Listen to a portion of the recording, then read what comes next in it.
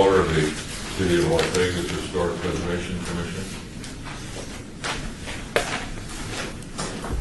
for May 25th, 2016. Are we in compliance with the open meeting law? Yes, we are. Please call the roll. Chess Toll. Here. Commissioner White. Here. Commissioner Bellis. Commissioner Beck. Commissioner Hotchkiss. Commissioner Levine. Here. Commissioner McMillan Arnold. Present. Commissioner House. Commissioner Clank. Here. Commissioner Surface. Commissioner Robinson. Commissioner Cosgrove. Here. And we have a quorum. Do we have a quorum? Yes, we do. Oh, I'm sorry, Commissioner Bellis. No, you did. Oh, I did? Thank you. And Commissioner Mooney's here. Oh, I'm sorry, Commissioner. Are we all set? Yes. All right, thank you. Item number 3, public comment during this portion of the agenda must be limited to matters on the agenda for action. If you wish to be heard, please come to the microphone and give your name to the record. The amount of discussion as well as the amount of time any single speaker is allowed may be limited. The board is also welcome, the public is also welcome to make any comments as each item is being heard by the board, and we will take those comments before we vote. Would anybody like to speak at this point? Hearing and seeing none, we'll go to item number 4. For possible action to approve the final minutes by reference of the meeting of April 27, 2016. What's for a motion? So moved. Second. We have a motion and we have a second. Any comments, discussion, changes, ideas, thoughts?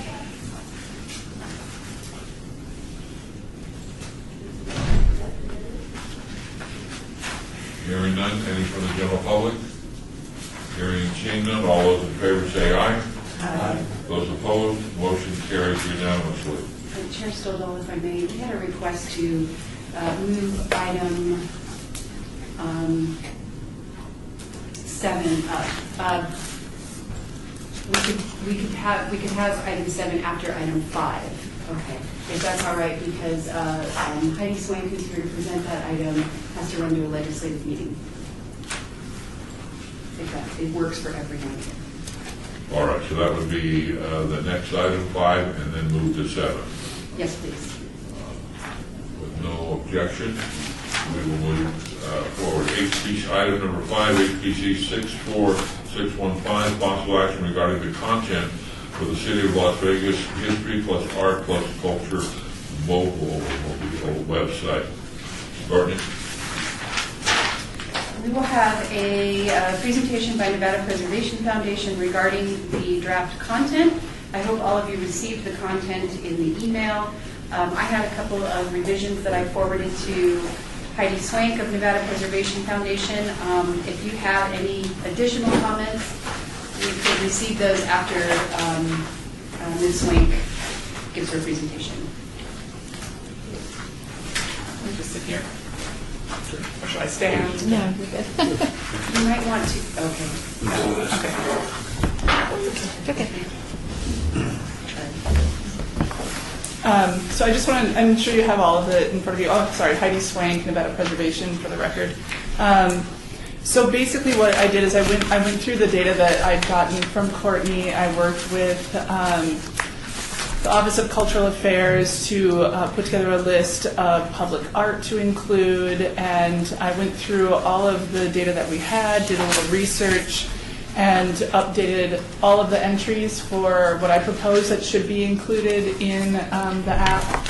I also, as far as the historic sites, there were a lot of photos that were historic photos of these historic sites.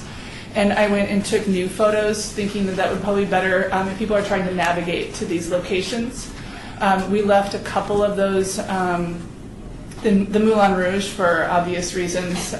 We left the historic photo there, and then also the trail, just because that nice map is really helpful for that. But I know that there was a question, I think there was a question about, what was it, the West Side School, and and who was taught at the West Side School. Was there a question about that, if the Paiute children were taught there? Well, did you turn in my list? No, I have not yet. Okay.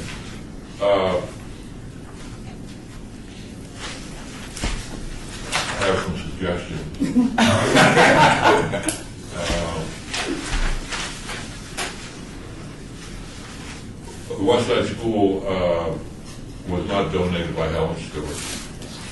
Okay.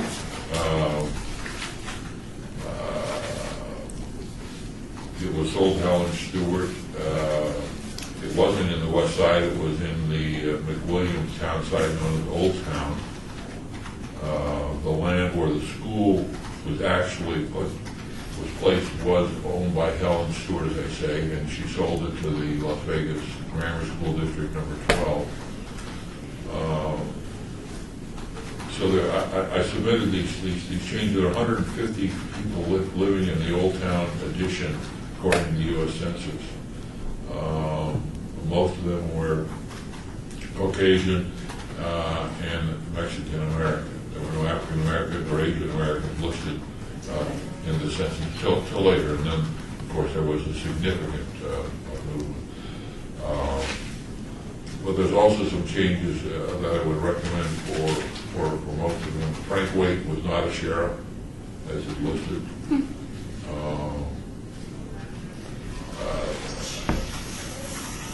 I got concerned. I started checking some of the dates. I think a complete check of all the dates needs to be done.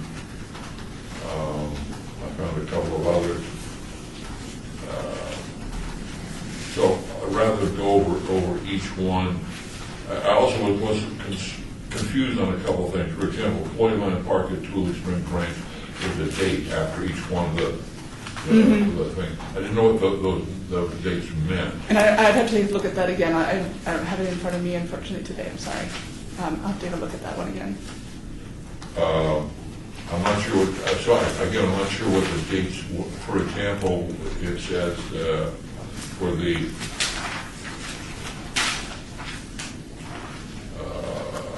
the U.S. Post Office and Courthouse, 1931. I'm not sure what that And some of these dates were the dates that were given me, and I checked. I didn't find anything that, and when I did my research, I didn't find anything that contradicted those dates. So I left the dates that were in there. Do you know what the date represents? Because sometimes it seems to represent either when construction started. It should be when opened. it should be. I believe the date should be when they opened, not when construction started. Yeah, it Okay, should. so that's what I would suggest when it opened, and it opened in 33. Okay. So I would just go through, actually, there's not that many pages. But Sure, and we have time left on the contract to make any changes that need to be made. And there was, as far as the public art, the Office of Cultural Affairs submitted a list of about 160 pieces of public art. Most of those, there was not time to include those. We tried to include as many as we could by adding to what was already in the app and bringing it more up to date. But I would say if you want to really flesh out that part of the list, the public art, it's going to require a bit more time to do that. Also, there's not photographs of most of that public art. one of the goals of the Historic Preservation Commission is over the years, literally decades, now more than 100 years, we sort of adopted dates, and it would just become a sort of a jumble. And when it's the city of Las Vegas, I think we should be the final, our facts should be ones that people can count on. Mm-hmm. So part of what we're doing is just sort of cleaning things up as we move forward. You know, the world's not going to come to an end if something occurred, but it would be best if it's on a city site, it's a date that people can count on. So that's why you're going to see some real nitpicking in here. Mm-hmm. The Mesquite building, where the Mesquite Club is, when I read that was 1964, kind of left the impression that the Mesquite Club started in 1964, when we know it was really one of the great historic organizations. So just to make it as clear as possible. So that's some of the notes that are there. So those are my thoughts. Anybody else want to jump in?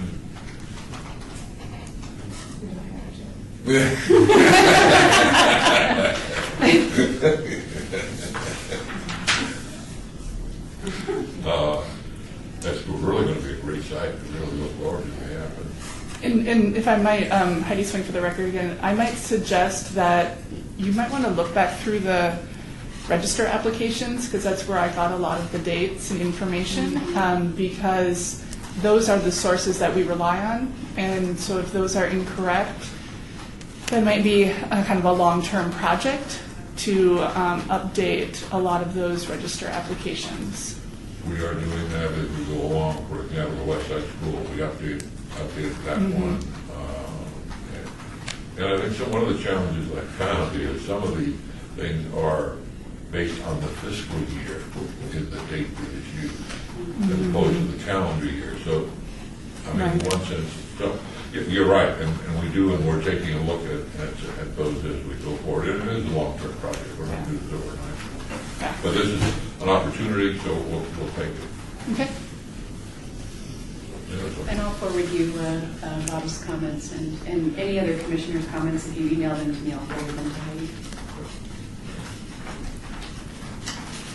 Heidi, I know you got to run. Anything else that you'd like to? I'm waiting for the next one's Oh, mine I'm too. sorry.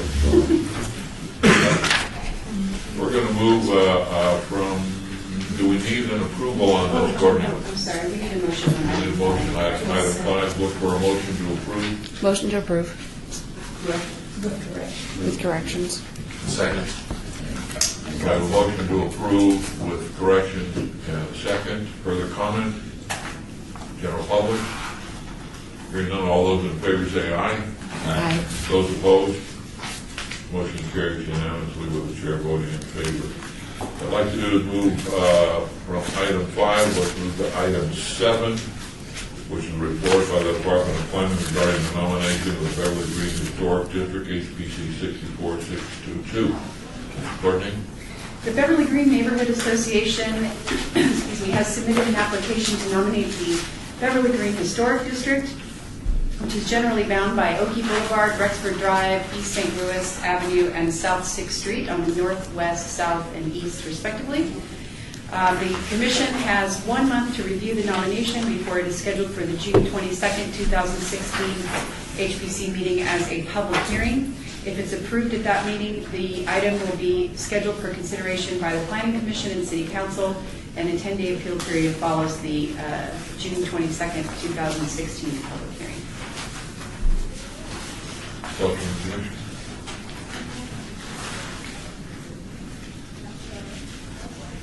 Questions, comments? So if we vote on this today, then we're done with it, right?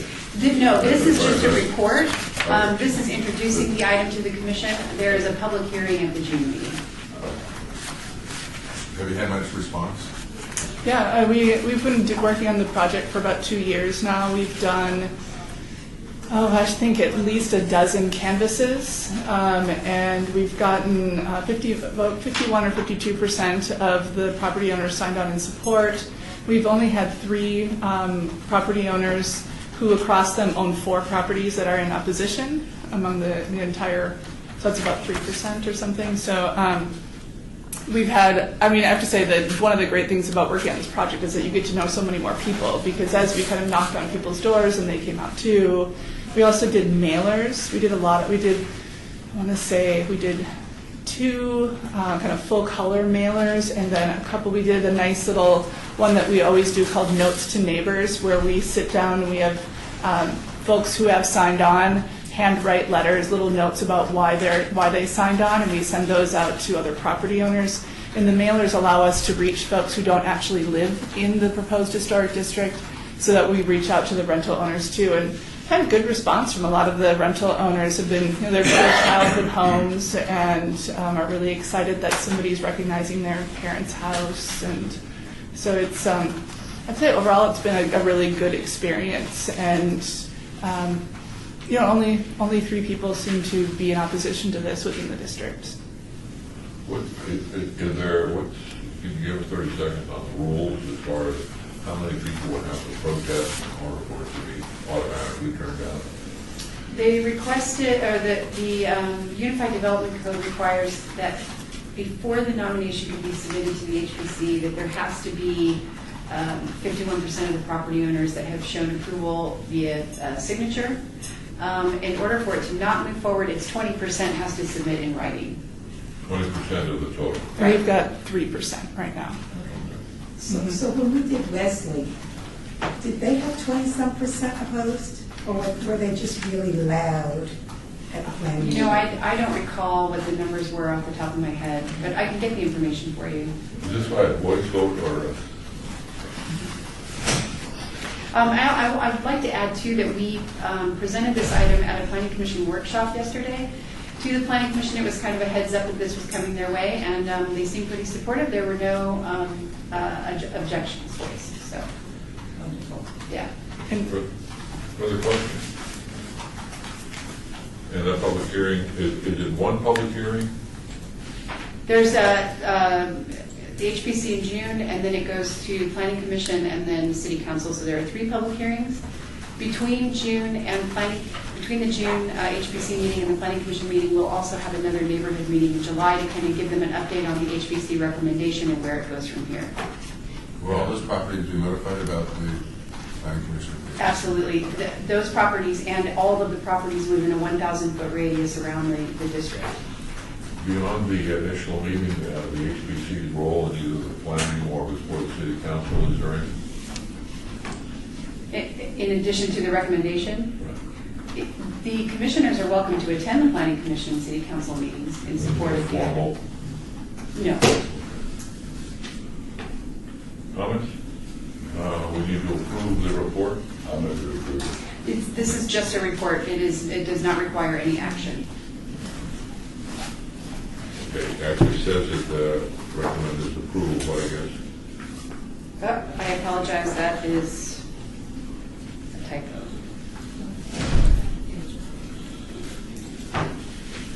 We'll move to approve it next time. Correct. Thank you. I appreciate all your work on this project. Oh, it was fun. We really loved it. It was a good time, yeah. Hopefully, public meeting is on the off. We'll be meeting with all the planning commissioners individually beforehand too, so. All right. Let's move back to item number 6, which is HPC 64616 for possible action regarding recognition for historic properties within the city of Las Vegas. Courtney? At the April 2016 meeting of the HPC, the Commission requested an item on this month's agenda to discuss options for recognizing historic properties within the city of Las Vegas.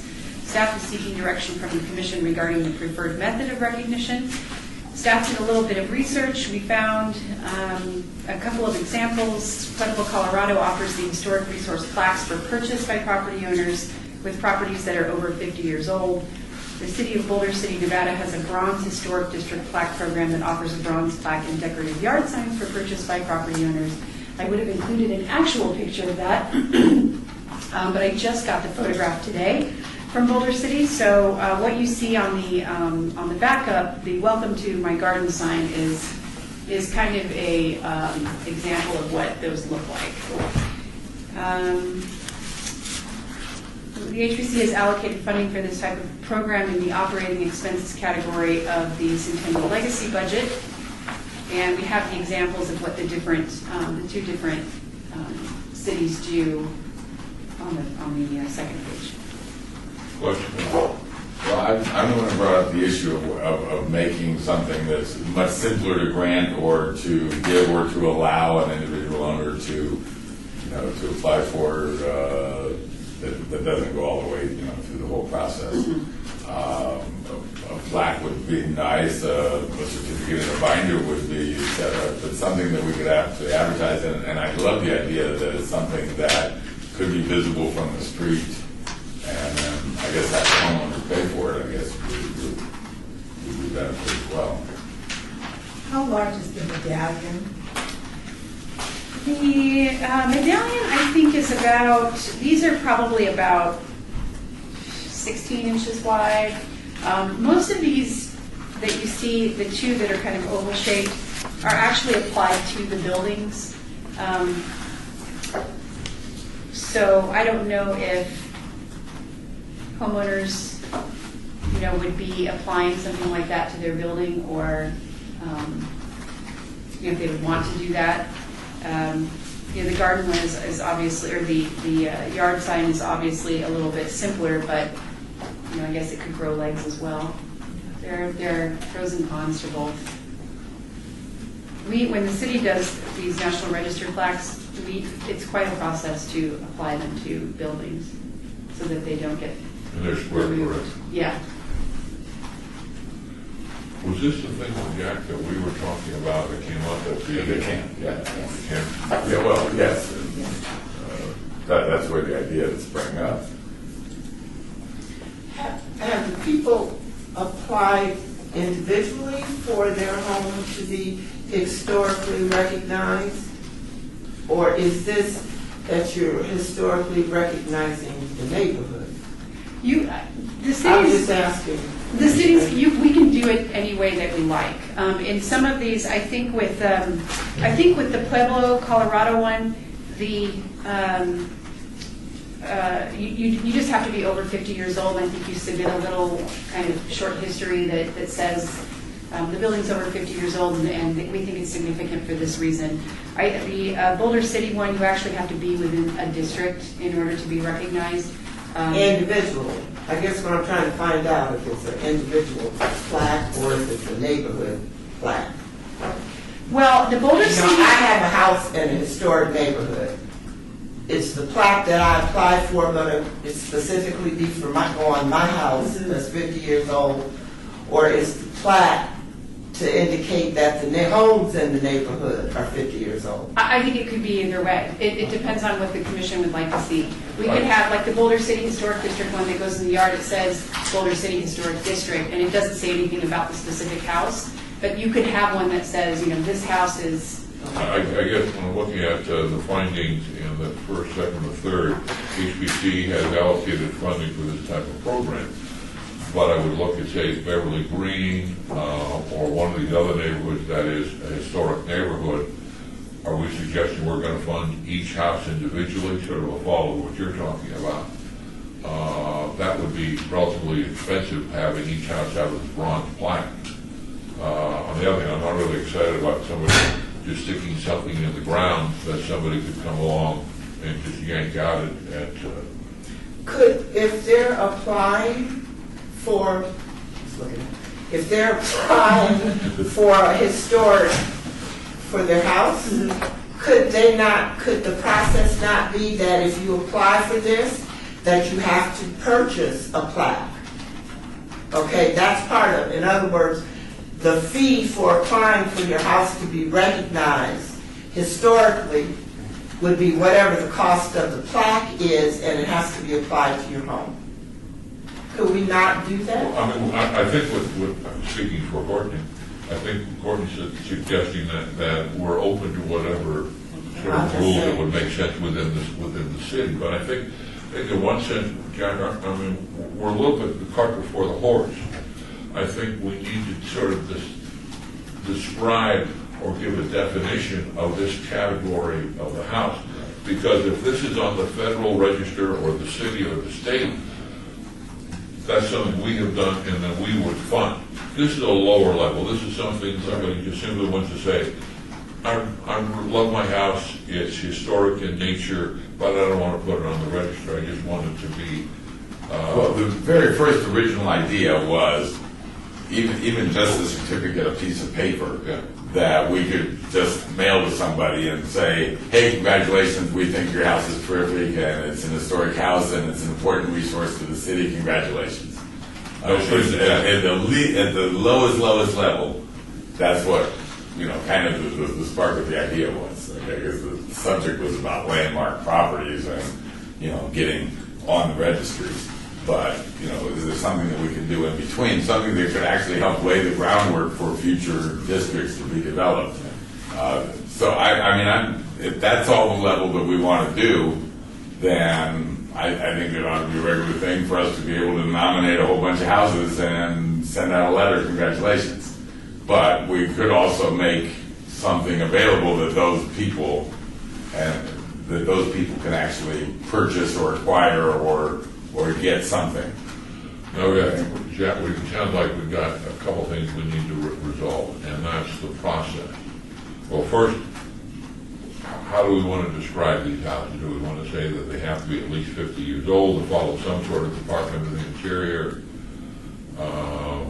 And then second, is this passive, or do we make some sort of announcement that this is available, the certificate, or do we simply be the nominee and we alert people, or is it should it come from the homeowner? So I think there's several questions that we need to ask ourselves how we want to structure this. And I think getting back to Commissioner Arnold, the idea of who pays for it. Well, I mean, we could notify people that their house fits within this realm, within the realms of whatever we specify. That your house is 50 years old and such and such and such and such. Two, you could ask them, and one, tell them that it's in a historic district. Two, your house is historic. Three, would you like to apply for your paper, or would you like to apply for a plaque? But I think there should be instead of just giving it to them, because we're not going to be able to give everybody a plaque, okay? And then you say if you give people, just give them the paper, then you're not going to have people mark their houses historically so that everybody knows it's historic. Am I making sense? Do you have an intern? Yeah, I think there's a couple things. One is that the work that can go into this is going to be ridiculous. Second, I think that we're kind of cheapening what we do. We decide if there's a historic district or if there's a historic building or whatever, and to say that every building that gets 50 years old is historic isn't really factual. Yeah, I would much rather see it be something that we award one a month forever, or 10 a month forever, or whatever. That's a certificate that gets printed and. So what you're saying is you'd rather see papers. But then we could have a program after that. Okay, there is a plaque available if you'd like to buy one and put one on the front door of your house. But it comes with an agreement that says you'll put it up if you pay for it. You're going to put it on the front of your house. But congratulations, and So this came up because there are some areas of the country where people do something similar to this, lower level. I think it wasn't just out of thin air that this idea came up with. There was some, and I think part of it was if you have a plaque like this and you want to put it in front of your house, it tends to stabilize the neighborhood. It tends to do lots of positive things for people that care about their home, that they want to go one step further. But I don't think during those discussions we actually came up with a definition. Is that every house is 50 years old. So I think we need to come up with that definition. Well, and I think it should be a set of standards for us to choose from. Okay, it has to be 50 years old, and B, it has to be in the city, and C, it has to look good, and it has to be what's the word we used? Contributing. It would be a contributing factor if this was a district or to become a district or go through the survey process. It would be labeled as a contributing, or a landmark factor. And we could give them a certificate, but they could also purchase. I'm wondering if our first step is Courtney, is not if you could get a hold of the camp folks and see, in fact, if they have a particular community that's already doing this and would get a filter for us and bring that back to our next board meeting? I did get a hold of CAMP, Okay. and they suggested the Pueblo, Colorado example. And I just want to bring up a couple of things that Pueblo, Colorado feels makes this program very successful. Is that the plaque or whatever it is displayed outside so that other people can see it in some way. Also, to address Commissioner Arnold's question, there are no additional fees associated with designation because we don't want to discourage people from applying for historic district designation. So there are no fees associated with that. And one of the things that Pueblo has said is very successful is that it's a voluntary program. So people who are who have a property that's over 50 years old, they can contact the Historic Preservation Office, and then they request that a plaque is manufactured for them. So, and then we would pay for it. No, and then the homeowner pays for it. $99. Right. And so so that kind of weeds out the people who would just be maybe not as committed to displaying something in their yard or something of that nature. So they have to actually kind of invest in this plaque for their property. They get the plaque and they display it on their property, and the only requirement is that they're over 50 years old. So I think they feel it's very successful because people see it and they recognize that it's an historic area. I would ask Commissioner Bellis, he says that every house here that's over 50 years old doesn't qualify and there needs to be other. And I would like to know what some of those things are that you I would say, and offering them. I would say, like, let's say, okay, Johns Park is a historic district. If everybody in Johns Park can get a plaque, and let's say half of them put up plaques or whatever, I think that's an incentive for Beverly Green. I think it's an incentive for other organizations to become historic. If we just give out plaques and just say, oh, you guys are all, I think it kind of minimizes the activism of the neighborhood. So you're saying that the historic home needs to be in a historic neighborhood? Yeah, I mean, I think that's what we do. Well, Sam, I would tend to think that, Not all historic homes are in historic neighborhoods? right, and or that getting one plaque in one house may be the beginning of developing, I think, as somebody said, the beginning of the whole neighborhood. I think the criteria, I'm trying to read what it says. That was not for us to read. And there is a resource plaque application. I'm wondering if that application is more than just name and address. It states that there is a single one-page application to be filled out documenting the age of the home and historic significance, if any. Being a part of the program does not limit the homeowner's ability to alter the property. Right, that's the key. Right. So suppose my house is just really run down and it needs painting and it needs so much. It's just awful. It's the eyesore of the neighborhood. And I want a plaque. Can I get one? Well, I think $100 you better spend on some paint. But yes, but can you tell me that?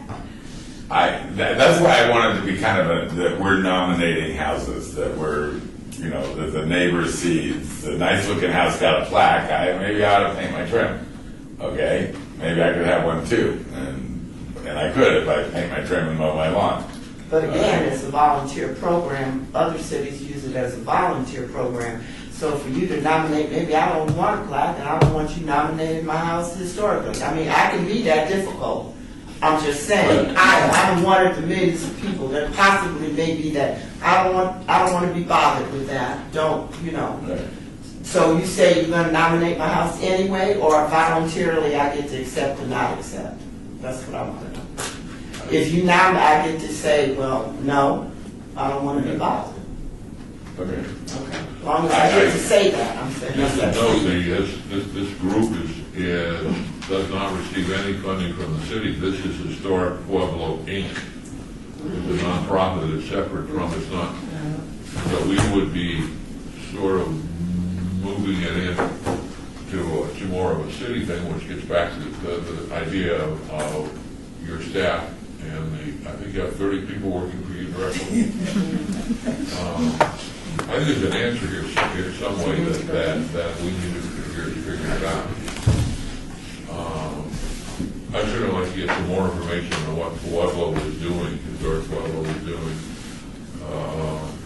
and see this application, see if there's any additional criteria rather than the age, and maybe get a hold of whoever is running this organization and see what kinds of challenges they faced initially and any changes they have. Bob, I think we're smart enough to do. I mean, we have enough information. I think that with the advice that we get from the city and this organization and the people that know what they want to see in respects for a historic home, we're smart enough to be able to come up with something. And if it is volunteer, or if we do choose a house, or somebody applies, then we could add the plaque to that.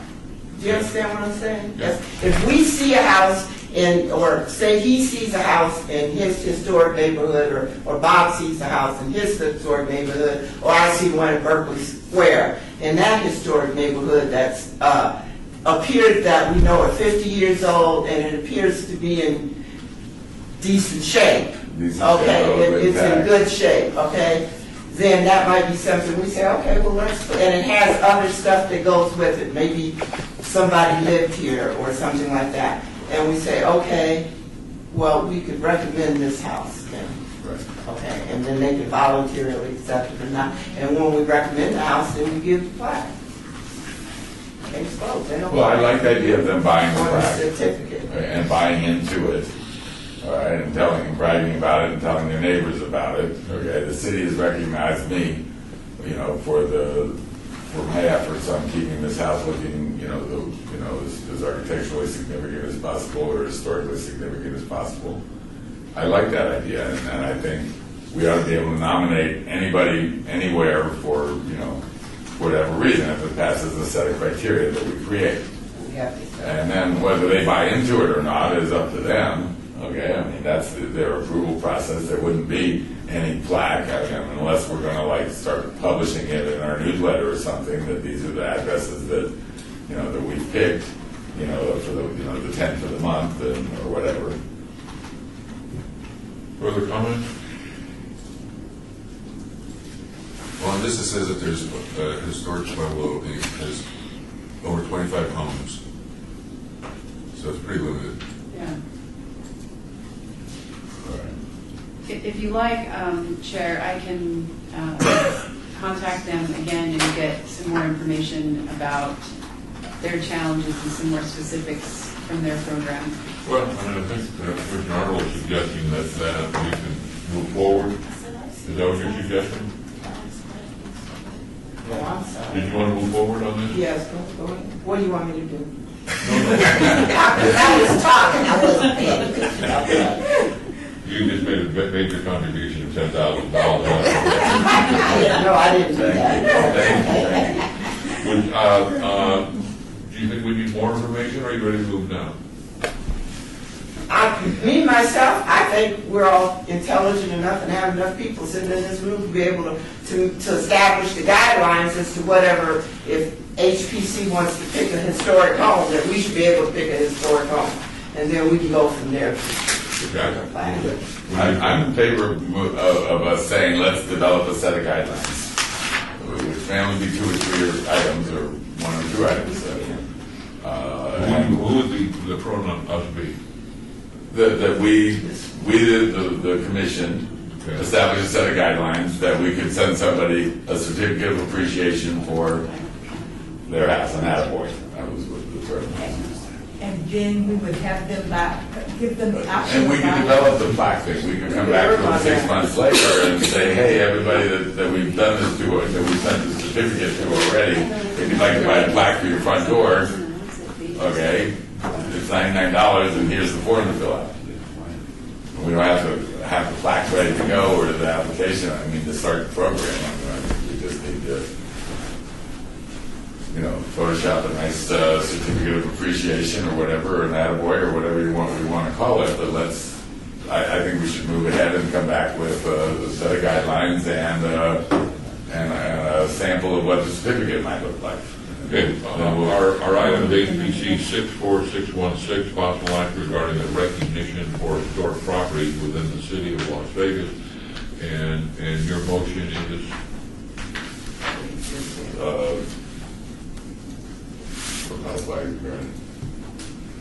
I think what you're discussing fits with it, but Yeah. What's the specific, is the motion that the two of you would like to make, so we can, Courtney, you want to jump in at this point, say anything, or are you okay?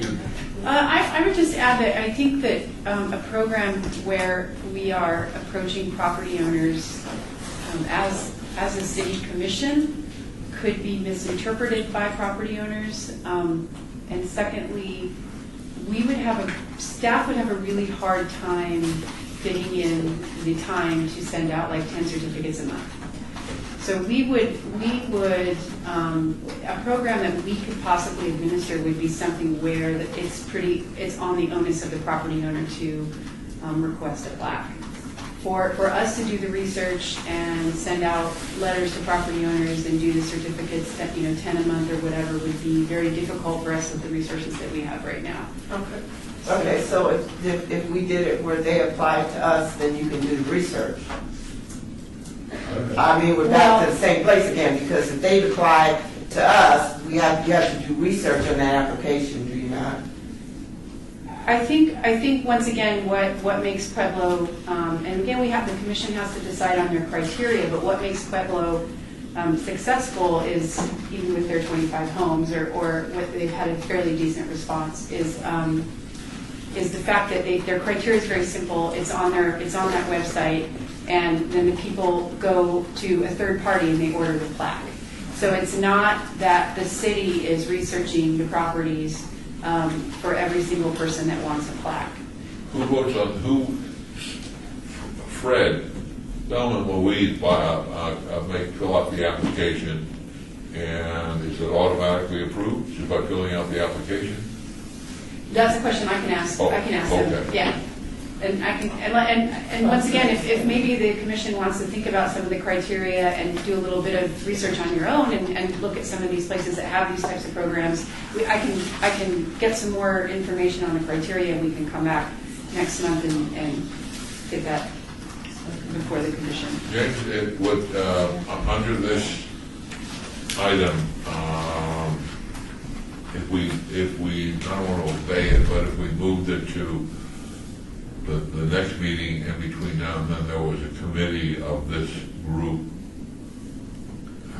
for example, I think Commissioner Arnold and Jack are showing a great deal of interest in this. Maybe they could come up with the definition or the criteria. How would we go about doing that between now and the next meeting, or do we have to put that on the next meeting and then vote on the committee? Now, Chairman, if I may, I think you can. Let me just look at bylaws. I don't have them memorized. So, I believe that you, as the chairman, can create a subcommittee of this commission.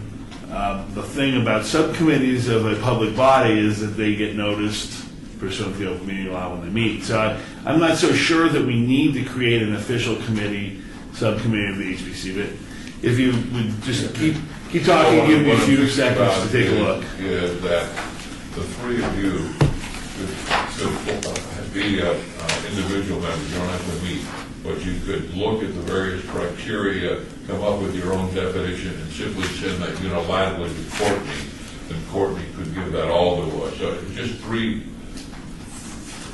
voices that either contact Pueblo or another community, the criteria, and just individually make a report to Courtney. She can put that on her next agenda. We can all read it ahead of time. The thing is, the three of you, unless you wanted to get together, we'd have to post that meeting. So we can't talk to each other about that when we're talking about to come to a consensus on guidelines without it being a meeting. I could make this a committee of the whole, and two of you could talk, because that wouldn't be a quorum. The other thing is that what I always did was with Giants Park was, anybody could put a plaque on their house. So with Giants Park, what we were talking about doing was just the ones that were historic in the historic district. Is that it would just be your address, whatever. It was cheaper than $99, but they were $50 too. So, but and then it was just saying, this address, and then this house is listed on the National Register of Historic Places or something. So that's a neighborhood that's already been designated, which makes it a little bit easier, as opposed to some of the houses that we went on that mid-century tour. Maybe the entire neighborhood didn't want to get involved, but some of those individual houses would like to have that recognition in some form or another. So how would our guidelines differ from the guidelines that been used to establish a historic neighborhood? And make it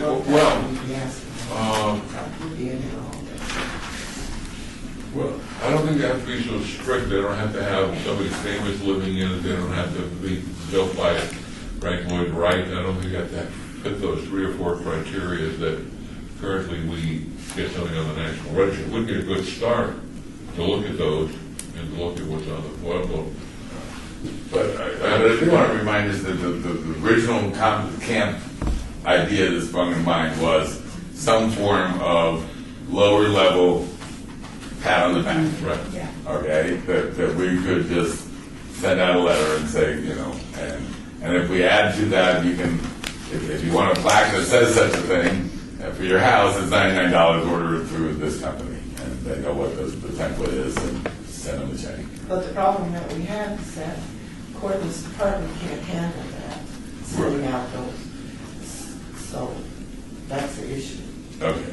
Well, there's simpler ways. Since this is a real low level, Yeah. they fill out the application. I suggest we look at what the Pueblo application is. They've already gone through all this, so we would look at that. The people sign it. We simply take their word for it. We can do a drive-by, we can do something, but we don't have to have a Department of Interior investigation. If somebody says that their house is 75 years old and Abraham Lincoln slept here, we're going to take their word for it. Because this is not a national register. This is very low level. And or we go the other way and we start investigating each of the homes. Mr. Chairman? Mr. Chairman? Yes, please. Maybe to make a suggestion, if the criteria is as simple as something like it needs to be 50 years old, needs to be in good repair or as close to its original condition, if something like that is important to you, maybe it's as simple as coming up with that and asking them to submit, upload through the website or something, a picture of the location, the address, their documentation, the year it was built, and a short explanation of any significance to the neighborhood or the community. And then you just store that information. At least you have a picture of where the plaque is and where it's been given out to. Maybe it's that simple for people and applying. It's not like, we got to mail letters or we got to prepare packages or anything like that. I mean, we could turn it into an application process and just distribute it through the neighborhood associations, and they all have Facebook pages, and they'd all put it up there, and, with a link to, And then would staff be reviewing all the applications Oh, and yeah. making the determinations, or would that go before the commission to review all of the applications? Put it that way. Bob, Move back to the same place. if I could just throw another wrench in the works. Okay. On a previous item, you talked about anything the city does representing as correct and honest and so on and so forth. And by not investigating or somehow making sure what we're being told is correct, are we then not representing by giving them, as a city body entity, giving them some sort of recognition? Where the Pueblo of Colorado, it's just an independent company, nonprofit out there doing this. So I think, and Jim, if you can speak up, we're representing Is there a club in town? something The from the ski city. club or the junior league? Well, that's where, is this something that Historic the Hutch Preservation Point Foundation? Group Nevada Preservation could do? We could fund it. The city could certainly, we could fund something like this to a private organization. You've got grant monies that you could allocate to nonprofit for something like this. What I hear you say, I think the question you're asking is, does the city really need to be involved in the plaque if it's coming from this nonprofit from New Mexico or wherever wherever they're from? And that's kind of what was kind of rolling through my mind too, as you all were talking about it, because you have the question I have based upon our code is, what status should you be granting? Because right now there are two statuses that you grant, right? Or one status you grant, which is local registration of either a home or a neighborhood.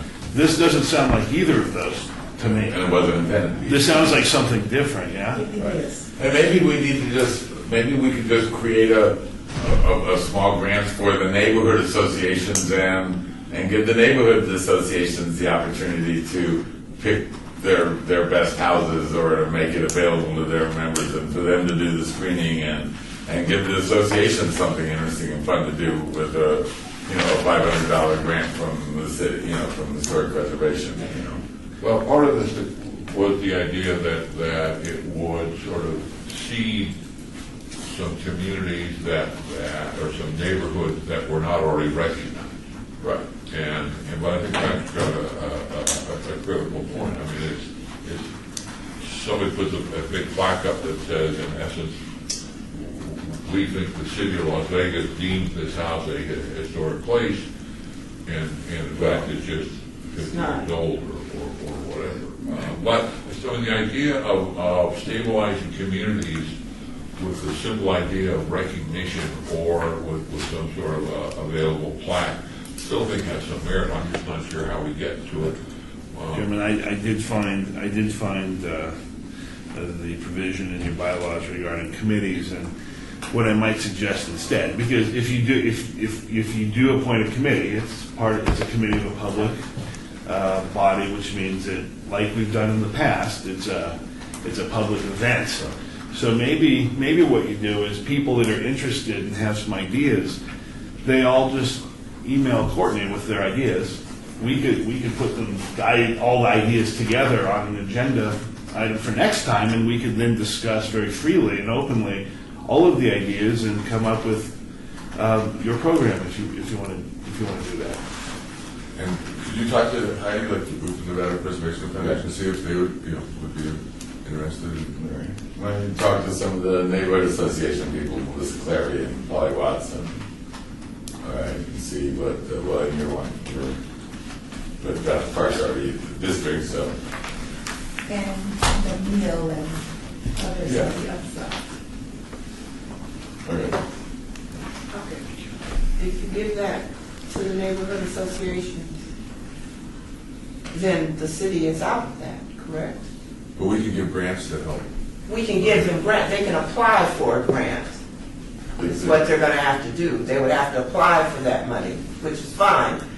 And then we don't have to do it, we don't have to be responsible for guidelines or anything else. Am I correct? Because it's a neighborhood association that's then making that determination. So we're out of it, which is good too. Saying we don't have to. Sort of. I think we're out of it at the end. I think you're correct. But at the beginning, I still suggest that we need some sort of a guideline that we would say we may fund a nonprofit organization $5,000 a year, $10,000 a year to recognize homes that fit this criteria. Or we could simply say we're going to give the Nevada Preservation Foundation $5,000 a year, and you decide whatever you want to do to recognize the house. Yeah, I would like for people to apply for the Yeah, grant. but we would at least then have somebody administrative that is not staff. I thought Bob was still here and I was going to somehow work in that we could use some more staff budget for it. Can you hear anything out there? I don't know. You got to be quicker. I gotta be quicker, man. That didn't last long. Well, maybe we could get the word to go home elsewhere. Okay. City of Phoenix has 8, I just want to say, is 8. Okay. Thrown out 8 there, plaques? so, yeah. 8 plaques? No, they have 8 Yeah. people in there. Oh. so- 8 coordinates. All right, so Commissioner, what would you like to do as the next step? It's true. At this point, I move that we come back with a list of possible ideas or program concepts, and if everybody would mail their thoughts, ideas to Courtney, let's put that in the backup material for next week, and we can all kind of look at the various different concepts of what could be done. Everything from the issue of the city running it, and therefore all the way to a nonprofit, all the way to the guidelines, all the way to funding, plaques to, okay. We all send our ideas to Courtney. Just to consolidate, okay, but not to necessarily have to. Do we need a motion on that, or There's an action item, so I move to reabate this till next month, so that we can Right. all give our, And then we come back with a range of ideas. that we can hash out again. Okay, it still holds. All right, we have a motion to obey this, further discussion. Oh, you have a second? The second. Second. Further discussion? You have a public? Hearing none, all those in favor say aye. Aye. Those opposed, motion carries unanimously with the chair voting in favor. Thank you. Then 5, 6, 7, we are now at 8. Report by the Department of Planning regarding the 2016 Historic Preservation and Archaeological Month events. So far we have the El Dorado Parade, which quite a few of you showed up for. Thank you so much. There were 8 cars, the Model Ts, so there was plenty of room for everyone. Wasn't too hot. I thought it was a lot of fun. Speaking of that, if you guys wouldn't mind, I need to send these thank you cards out to the Boy Scouts and the different drivers of the cars. If you could sign those, that would be great. We heard a report earlier on the mobile website, which we did a press release on earlier this month to announce that will be done in June. And the Office of Communications has been posting on Twitter historic sites every day for this month. So we've been getting the word out. They also did a press release about the 50th anniversary of the Historic Preservation Act. And tomorrow I will be speaking. The city does a small little Facebook kind of video news program, and I'll be speaking for about 2 minutes on the Mob Museum and what the Historic Preservation Act has meant for the Mob Museum. That will be, I'll be at the Mob Museum around 8:30, but I don't know if that's live or if that will be posted later. So, and also KCLD is doing a brief interview with the folks from the Harrison House because they were recently designated on the National Register. So it's been a really good Historic Preservation Month this year. We've had a lot of good stuff going on, and Harrison House being designated is really, really great. So. Is this an appropriate time to ask you about the Moulin Rouge? There was a big story last night about how it's going to become a... Can we talk about it? That's item number 9. Yeah, we could, well, it's more under probably updates, Right. I would say, on item 10. Further questions for Courtney on item number 8? I think the city's been doing a pretty good job because I watch them on Twitter, making sure that there's always nice pictures. So we were just talking about that before. It's nice when you're on Twitter and you see a nice picture, like, ooh, I can click on that. Oh, good. Yeah.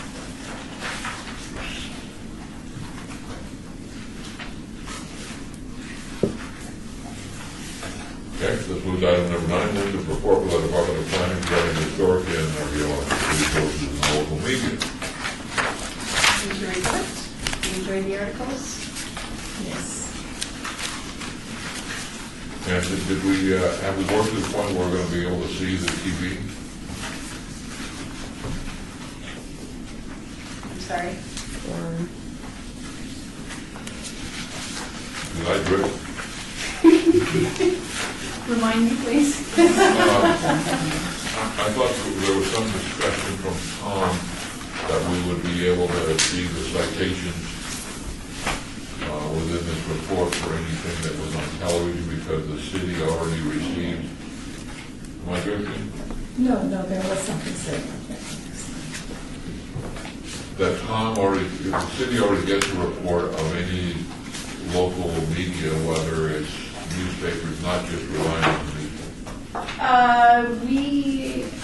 We submit what we find, which is in that list, to our social media folks, and then they decide what can be reposted, and they send that out. Is that what you're thinking about? I think he's asking, can we get a report on things that are showing up on television as well as in the newspaper? Oh. Is that what you're asking? Yes. Yeah, okay. Oh. That's harder to document on a piece of paper. Well, but isn't it already been documented by someone? Didn't somebody say that the last time? Oh. Keep them moving, all right? Oh, sorry.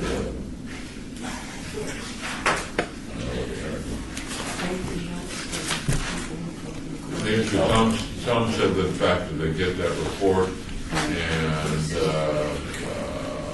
it's a clipping service. That was the meeting that I wasn't here because, yeah, I'm sorry, I'm not aware of this, so I can see what, I can follow up on that. I suggest that all, 99% of the TV stories are also on their websites in text form, either direct transcript or last night, for example, there was a great story on the Harrison House this past week, detailing a lot of TV stations picked that up, which I thought was a real positive story. Did we get a report on the Moulin Rouge? I thought that was a regular topic that's on the agenda. It's usually mentioned in item 10. If there is any news about it, it's mentioned as part of the project update. All right, are we done with 9? Item number 10, report by the Department of Planning regarding project update list. What's new with Moulin Rouge? I have no information for you. All I know about Moulin Rouge is they posted a groundbreaking yesterday. We were not made aware of the groundbreaking in advance, so I literally have no information about that groundbreaking for you other than what was reported in the news. But they had they unveiled some elevations and plans. Those elevations and plans have not been received by the City of Las Vegas for review, nor the Historic Preservation Commission. So I don't have any information for you about that event. 2 months ago, we wanted to offer an invitation to Mr. Johnson to come to our meeting. Right. Are we able to get in touch with him?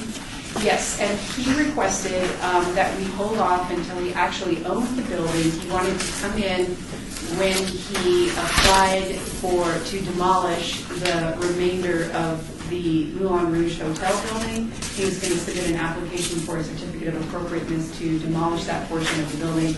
And when he came in for that, he would then give an update on what he was doing, what his plans were for that site. But he wanted to wait until he actually owned the building.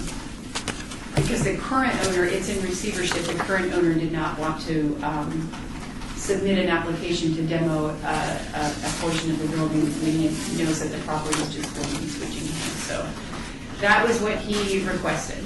If we demo the whole thing, then it's still a historic, it's no more, right? It's no historic. I'm just asking a question. In general, The site is. Right. oh, the site.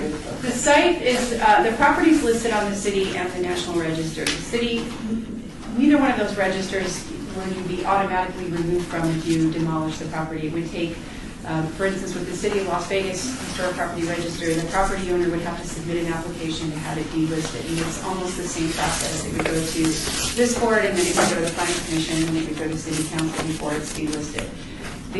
Any member of the public can submit an application to have the property delisted from the National Register. It doesn't have to be the property owner. The State Historic Preservation Office has said that they will not move to delist the property no matter what condition it's in, even if all the buildings are demolished. However, they would accept an application from a member of the public if they received it, and at that point, they would probably have to delist the property because there would be nothing left on the site. So that's the word we got from SHPO, is that they won't move forward with it themselves, but they would have to accept an application from a member of the public. Question, since it's on the city register, if they're going to demolish the buildings that are there, does it not have to come before this board? Absolutely, and that's what the property, the person who is Mr. Brown, or Mr. Johnson, I'm sorry, that's what he intends to do, is submit the application to demolish it, and then we'll be giving his report at that time to the commission. I thought a permit has already been granted to grind up the rocks that are there, and whatever buildings that are there. Heard that from City Councilman's office this morning.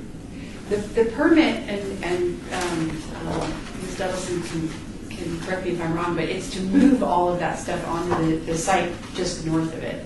It's not to actually grind up what's there on that property. because they could not get a permit, the temporary commercial permit, to have their rock crushing business on the site. So they're just moving everything to the site to the north. I would respectfully ask Mr. Johnson to come before this board at the next meeting, since he has gone public.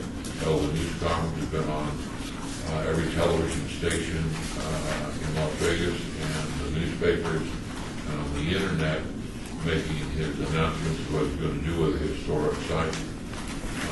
And if he's able to do that, I certainly think he can come before. He does not have subpoena power, so I'm not suggesting that, but just offer him that we would, from a historic point of view, we would like to. I don't know, we need, are we, actually, that would take, You just providing the direction to council or to the Historic Preservation Officer. any further on reports by the Department of Planning regarding the project update list? Anything else, Courtney? Yes, the Huntridge Neighborhood National Register nomination, the survey is underway. There's a neighborhood meeting tonight at the Mesquite Club at 6 o'clock, and I will be there to give a very short update on how that survey is going and what the intermediate results are.